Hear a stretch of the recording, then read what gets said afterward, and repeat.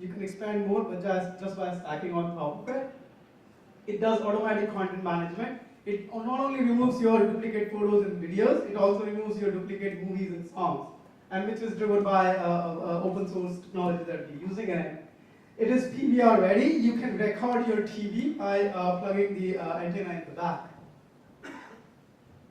This is our team. I'm the founder, and Ariane is the co-founder. I have 15 years experience in developing multimedia applications. I've worked for like 4 startups. Goodwood was my first and last corporate job. And I came to Hong Kong 5 years ago, finished my MBA, and last 2 years I've been doing this. Ariane is a Cambridge graduate. She's the legal and financial advisor for our company. Stefan is based in France. He is a Linux expert and a world authority in the technology that we use. We call XBMC. And porting this whole, everybody knows John here, introduce himself. John is helping us advising on all the production issues.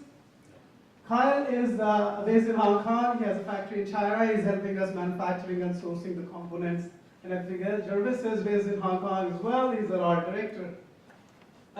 This is our plan. We sold basically, in 6 weeks, we sold 1,000 of these EzeeCubes on Indiegogo with virtually no marketing and no exposure. We did get featured on blogs like Indiegogo, Tech Gadget, of course, Casey from StartupsHK and other things, and South China Morning Post and all that. And we're expecting we should be able to sell about 5,000 units a month by the end of 2016. And that would put us $20 million in revenue and a $22% profit. Or 22% profit, sorry. We are trying to raise right now. We recently closed a round with Nest of $100,000 US, and now we're trying to raise another $500,000 to scale up our operations and business activities, marketing activities. We want to use that money for different R&D that we need to do for the next round of Kickstarter campaign, more of the marketing stuff, and more of operations things, finished, repaired application, etc. So that was it. I am sitting there. I'm going to put the EzeeCube for a demo there if I find reasonable space. And I'm happy to answer if you guys have any questions, just fine with that. Or you can visit our website or email me that. Thanks, guys.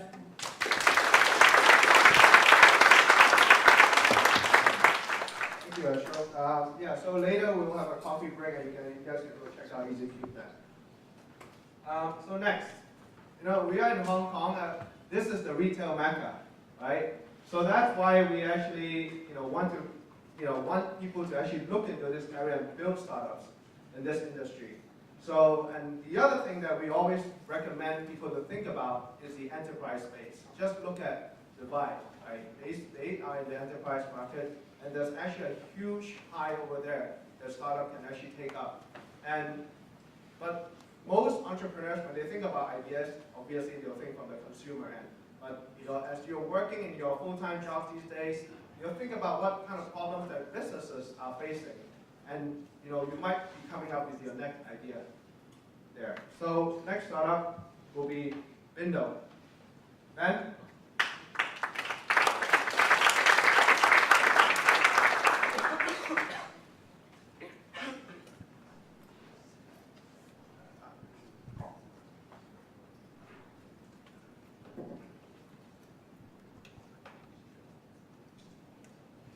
So of course, like startup pitches, sometimes we have demo, and here is actually a real life demo from Bindo that you guys can check out.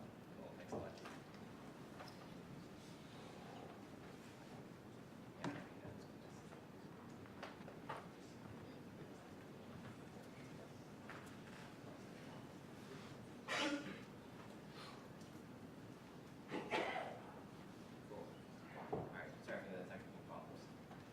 Thanks a lot, Gene. So my name is Benedict. I'm the Vice President of Business Development at Bindo, and I'm part of the founding team of Asia. So yeah, does anyone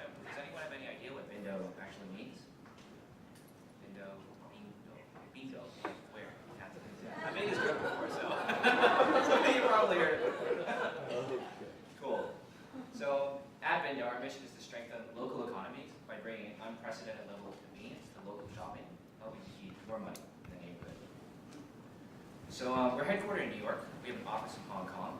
And just to give you guys a bit of background on the company, we were founded in 2011. Our co-founders are Brad Lauster and Jason Han. So Brad worked at Intel. He led Stanford University's UX practice, and he was an early employee at LinkedIn.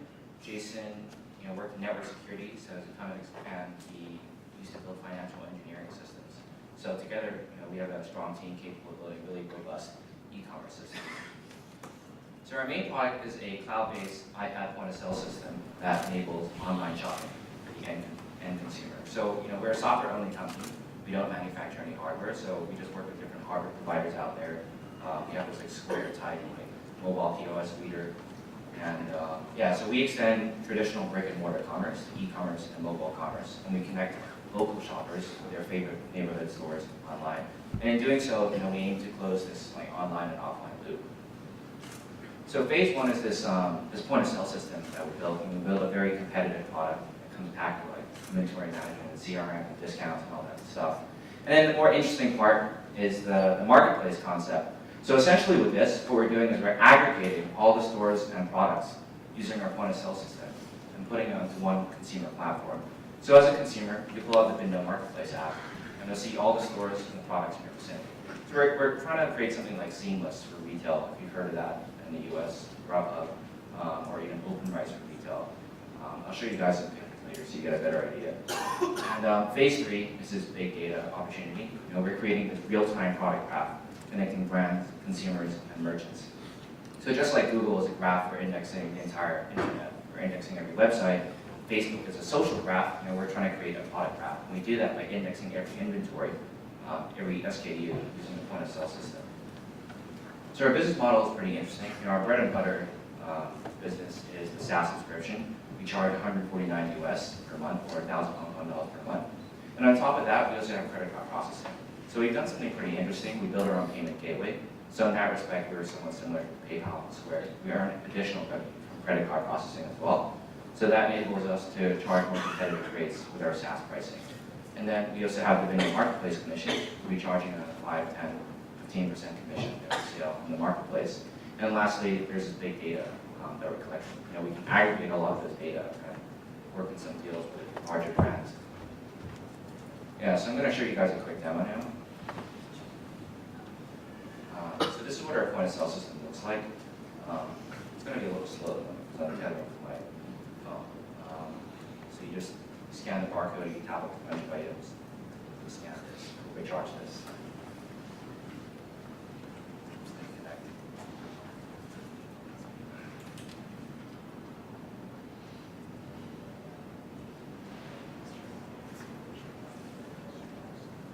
Dang it, I might have forgotten to charge it last night. Oh, wait, it's working now. There we go. Yeah, so you swipe the credit card, you're entering how much you want to charge, and you send the name. Pretty straightforward system. And you have email receipts, so you can then email that transaction to yourself. And the advantage of that for the merchant is, you're able to engage with the customer after the sale and have everything stored digitally, so you don't need it's a cloud-based system, so it makes it a lot simpler for merchants.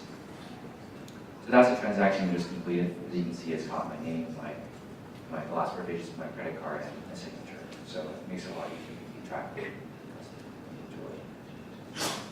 So, why join the Bindo marketplace? Why not use Shopify or Magento or some of those, e-commerce platforms out there? So, small business owners in retail face a couple of problems versus high rent. Everybody knows rent in, metropolitan cities such as Hong Kong is extremely expensive. Secondly, it's a really hyper-competitive environment. There's just so many shops out there. Consumers are faced with so much choice. Thirdly, merchants have difficulty scaling and reaching more customers. And lastly, they waste just a crap ton of time managing inventory and a lot of money managed with really crappy POS systems or even Excel in its worst case. So e-commerce isn't actually going to solve all these problems. Just like we build a point-of-sale system, it's not going to magically sell itself. Somebody has to still go out there and sell it. And similar with an e-commerce website, you build an e-commerce website, you still need to go out there and market it. And a lot of the merchants don't have the marketing resources to know how to go and build these properly. So that's why we built this marketplace. So we've chosen New York and Hong Kong to be our pilot cities. It's, I mean, it's pretty self-explanatory, but you pull out the Bindo Marketplace app, you search all the products and stores, and you can click into each store and see what they have on offer. You scan the barcode for a particular item, and add the cart and check out. One of the interesting things we're doing as well is we're actually integrating logistics platforms because we want to automate that entire process of order, payment, delivery. So in a perfect world, what will happen is the consumer will pull out his phone app, his marketplace app, and he'll buy something, and then it's going to show up real time in the point of sale system, like so. Right here. So the merchant in his back office or his factory or whatever, or even at the shop itself, can see the real-time orders come up here in the pending orders. And all you have to do is click confirm, fill. Sends a ping to the delivery guy comes to the store, picks up the item, and goes to the customer. So we're creating this really powerful retail ecosystem.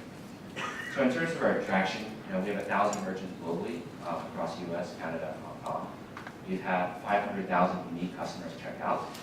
We processed, I believe that's just in New York alone, we processed 2 million plus orders, and we have a lot of multi-store merchants. So unlike some of our competitors who deal with like those tiny like food trucks and like ice cream cafes, we actually deal with some serious franchise and retail clients as well. And as of last month, I think, we processed $500 million in transactions in the last half a year. So yeah, see, these are some of our merchants in New York and Hong Kong. It's a shoe shop. We've got a soap shop down there. Lianca, you guys have probably passed by the store in Soho. There's a lot of that's slope where all the bars are. Yeah, it's not very helpful. So it's a giant slope. And we have a store in Soho called Wilbury. So we have a bunch of concessions using our store as well. And yeah, we have a pretty sizable team now. Very good looking team. Just kidding. That's us. That's our Hong Kong team down here. This is our New York team. Yeah. And yeah, if you guys know any merchants, let us know. We'll pay out $1,000 for every successful referral. Cool. Thanks a lot for listening, guys.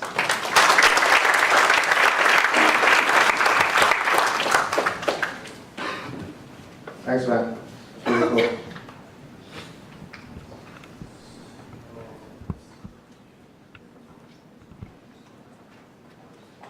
Okay, so the next startup, actually they're leveraging like the strategic location of Hong Kong, and that Hong Kong is like one of the best places actually to be like, moving goods around. I mean, for the longest time, Hong Kong has been like the best trading port out in Asia, and it still is actually one of the best places with a free port with no tax and all that. So let me invite the next startup, GRANA. Luke.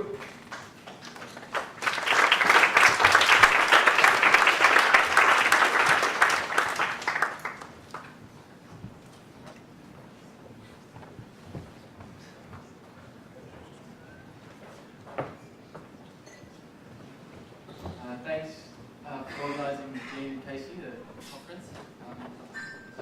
My name is Luke GRANA. I'm the CEO and founder of GRANA.com. We're a new online-only fashion brand based and operated in Hong Kong. My talk today is going to go into two elements. First, about what is GRANA, and the second is about my journey coming to Hong Kong and raising capital and launching the brand.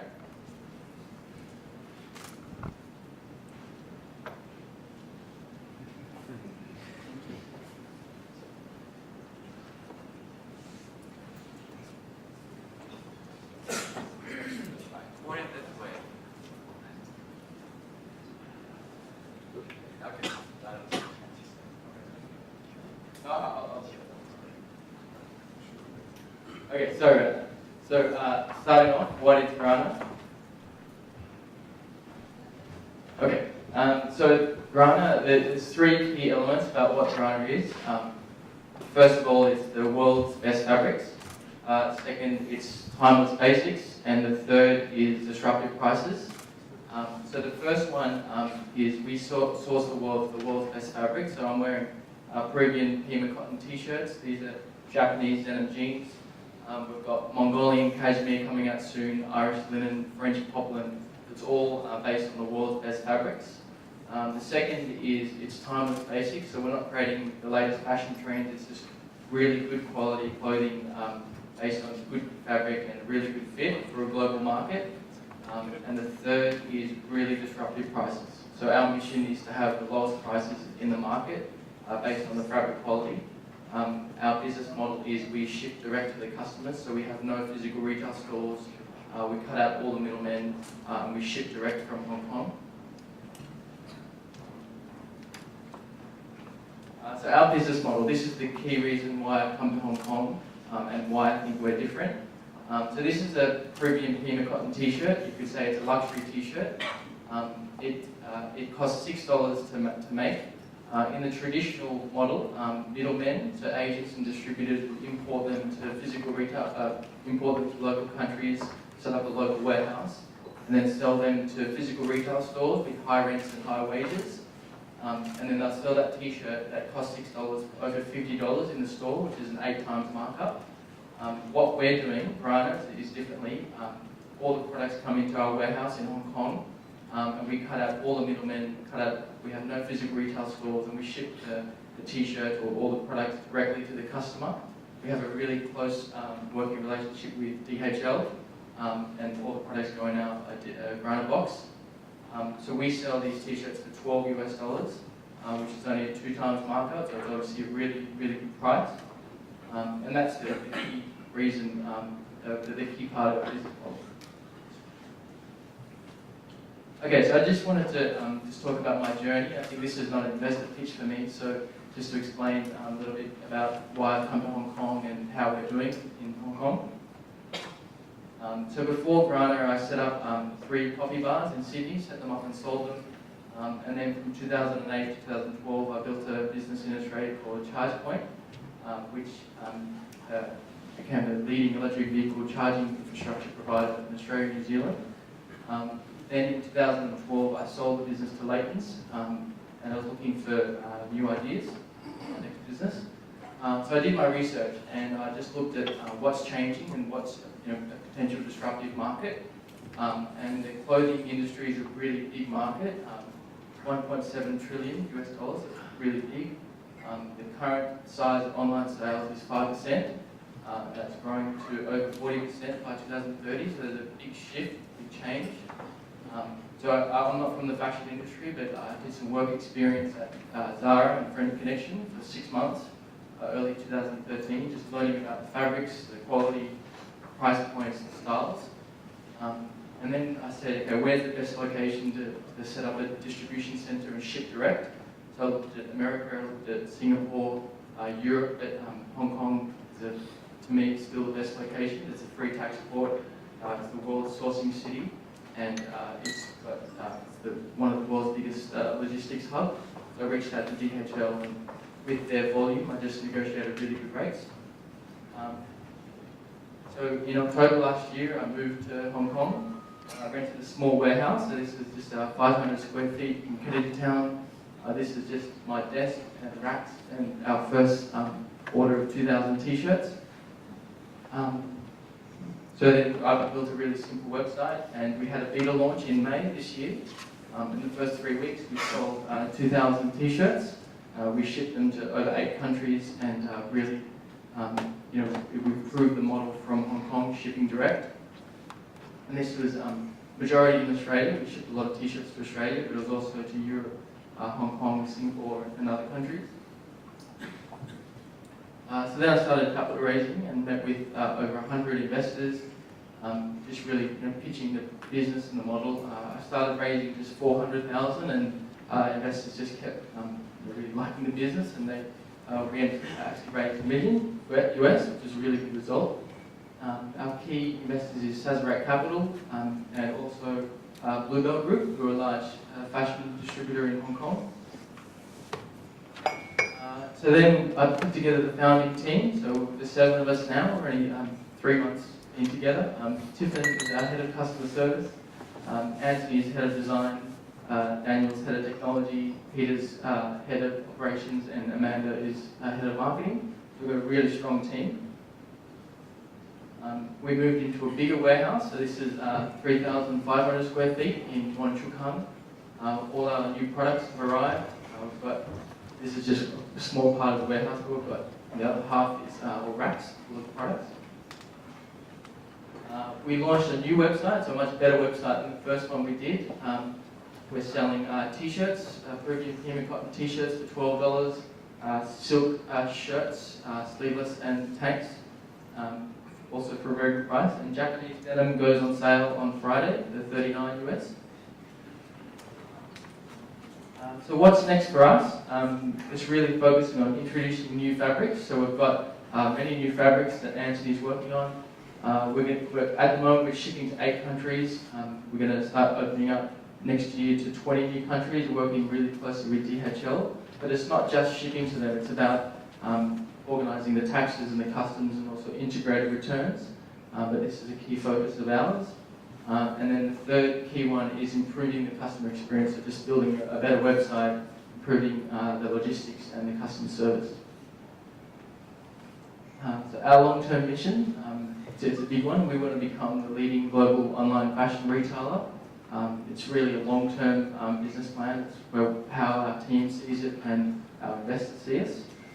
So I've looked at the 4 biggest fashion companies in the world: Zara, H&M, Uniqlo, and Gap. They've all been operating for over 40 years, and that's how we see this business. So it's a really long-term plan. We have our first pop-up event this weekend. It's 218 Hollywood Road in Shenyang, so everyone's invited. Please come and feel our fabrics, try the products. We have free shipping at the event, so you can place an order. It'll be delivered on Monday with DHL. Thank you.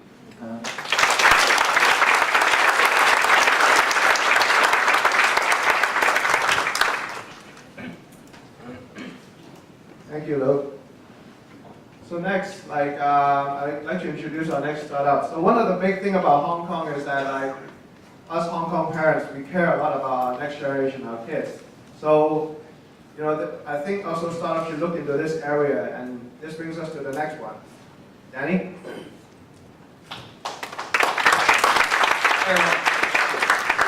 Thanks, Casey, June, for organizing awesome events so far. So I've been pretty rusty actually in giving up pitch. I haven't done anything in like 4 years, right? So probably gonna be rumbling a lot. I'll start with a little bit context and journey-wise, right? So actually, I moved from U.S. In 2010 to Hong Kong-wise, right?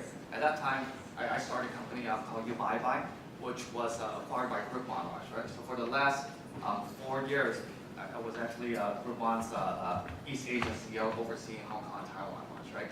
And then at that time when I moved to Hong Kong, it was very little events, not so much networking and such, right? So early on, and if you guys are thinking about investing or actually starting a startup-wise, I mean, a true testament that you can actually have very good success just in Hong Kong-wise, right? So it was very easy to get traction because we actually had a really good value proposition from the very first day when we launched, right? So I moved here March 2010, June of 2010, we actually started our website, launched our website. By December of that same year, we were already doing $1 million US in sales on a monthly basis and being profitable. I think that was one of the main reasons that Groupon acquired us out of a sea of 57 different competitors at 2010 March, right? And when I was at Groupon, I couldn't really speak publicly about how well we were doing, in the market and such, right? So a lot of people were asking in the media and such.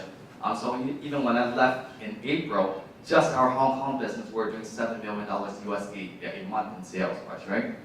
On 25% margins. So it's actually a pretty profitable business if you look at it, right? And then when we were doing my calculation on the actual earnout aspect, we were at over $100 million USD valuation.